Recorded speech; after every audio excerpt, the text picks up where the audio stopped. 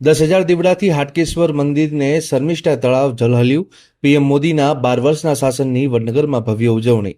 મહાઆરતીમાં જગદીશ વિશ્વકર્મા સહિત નેતાઓ જોડાયા. એસએમસીએ રેડ પાડી દારૂ ભરેલી આઈસર ટ્રક ઝડપી પાડી. મહેસાણા નજીકથી પશુ આહારની આડમાં વિદેશી દારૂનો જથ્થો ઝડપી પાડ્યો. રૂપિયા 1.26 કરોડનો મુદ્દામાલ જપ્ત.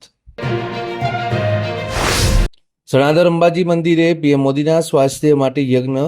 જિલ્લા ભાજપ પ્રમુખ ધારાસભ્યની ઉપસ્થિતિમાં દીર્ઘાયુષ્યની કામના સાથે આ મહાઆરતી.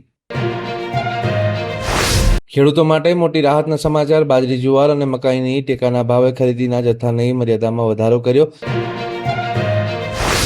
1111 ટ્રેક્ટર સાથે કોંગ્રેસ રેલી યોજશે. ખેડૂતોની 5 માંગણીઓને લઈને ગાંધીનગર કૂચ કરશે. માંગ નહીં સ્વીકારાય તો ધરના પ્રદર્શનની પણ ચીમકી ઉચ્ચારી છે.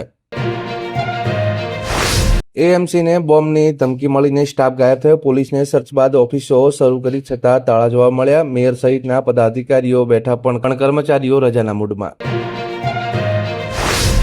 અમદાવાદ અને ગાંધીનગરમાં 10 જૂનથી 20 સપ્ટેમ્બર દરમિયાન અલગ અલગ સ્થળોએ બોમ્બ બ્લાસ્ટ કરવાની ગંભીર ધમકી ભર્યા ઈમેલ મળતા સુરક્ષા એજન્સીઓ દોડતી થઈ.